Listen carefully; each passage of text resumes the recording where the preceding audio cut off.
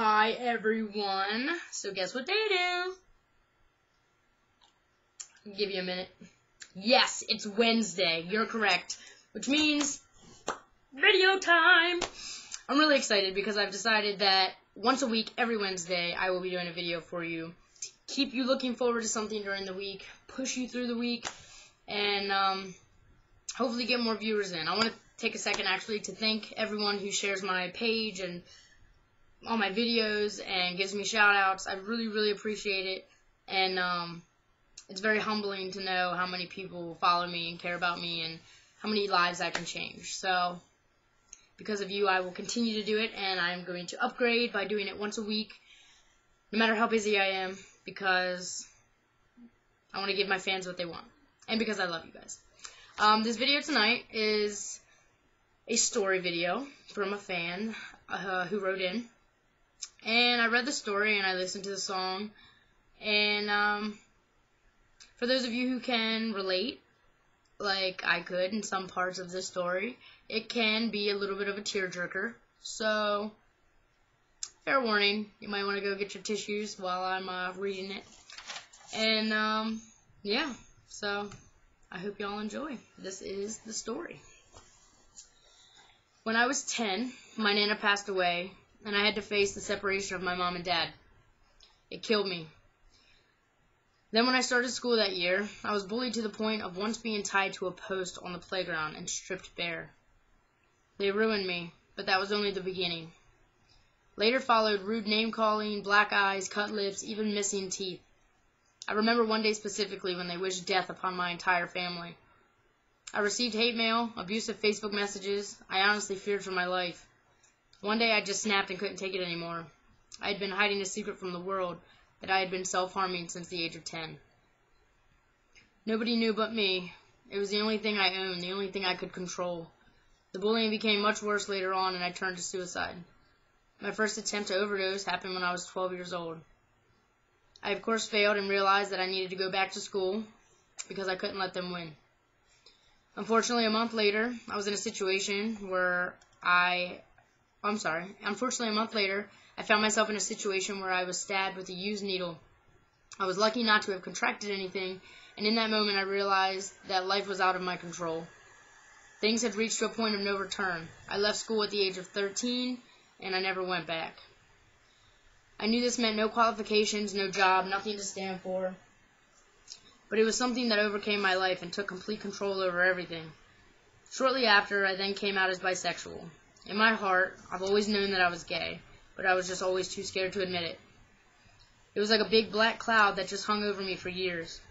At age 15 is when I was first sexually assaulted. I was constantly in and out of abusive relationships and eventually became pregnant, having 4 miscarriages. Everything in my life just kept getting worse, and so I continued hurting myself. It was a way out, and a way out healthfully was nearly impossible. All I could see was death. I was weak and I was broken. I felt worthless, useless, helpless. It was like I was at the bottom of a black hole that no matter how hard I tried to climb out of, I kept falling back into. It finally got to a point that I lost strength altogether. I suffer with a number of mental health issues and eating disorders because of it. It's hard to stare at my reflection knowing that I'll never be what people call normal in this society. I'm not perfect, but I'm getting better. I know it's something I can't fix overnight. But on a brighter note, I have finally found my one true love. I've been with my partner now for just over a year, and she's my rock. She's everything to me, and I honestly feel like she's the angel who was sent down to save me. I still have nightmares and flashbacks occasionally, but they are slowly getting better. For years I was alone with nobody, and my life became so difficult at times that I decided to create a talk group for those who are also struggling with their own issues in life. I did this because I feel like if I can even save one person, help just one person on earth overcome something hard in their life, and let them know that they too are not alone, then my job on earth is done. You're such an inspiration, Lindsay, and throughout everything I've been through, you've given me all the strength and faith to keep pushing on, even when everything seems to try and break me down. Lacey, Beck. I mean, I hear stuff like that, and it just breaks my heart to know that there's still people out there that really just don't care about people's feelings and are emotionless. Like, it's flabbergasting. And if you are a fan of mine watching this right now who is like that, please listen to me when I say you gotta stop. Like, you gotta stop. I don't know what or how people can get off to hurting people and making people cry every day. Like, I don't see the high in that. And it's really gotta stop. I've been there, I've done that, I know what it feels like, and it's good to hear that you went back to school and you pushed forward and you weren't gonna let them win. That's how it's supposed to be. Don't let them win. If you are someone on the opposite side of the spectrum and you get bullied and you get made fun of every day, suicide is not the answer. I know it's hard, and I can 100% feel where you're coming from, and right now it feels like there's no doors. You're in a room with no windows and no doors, and you can't get out. But I promise you, with faith and good hope and good friends and family who support you, you'll slowly start seeing the sunlight come through a little tiny window, and you'll see a way out. And if I were to continue thinking negatively like that, I wouldn't be here today, inspiring you and helping people get through hard things in their lives. And it's really, really humbling to me to get letters written like that and know that I'm saving lives, because that's what I want to do. I feel the same way as Lacey. I want to help even just one person get through something. And you should all pay it forward like that. Everyone should do this. Everyone should share this story and share this video and let people know, like, bullying has to stop. It's got to stop. Life is too short. You get one. You get one life. And you got to make the most of it. You got to live it to the fullest. So for Lacey and for my inner child way back in the day, and for anyone else going through this right now and feel like you are stuck between a rock and a hard place, know that I am here and others are here for you, and we don't want you to go. So stay around and see what life has in store for you. This is for you, and I hope you enjoy.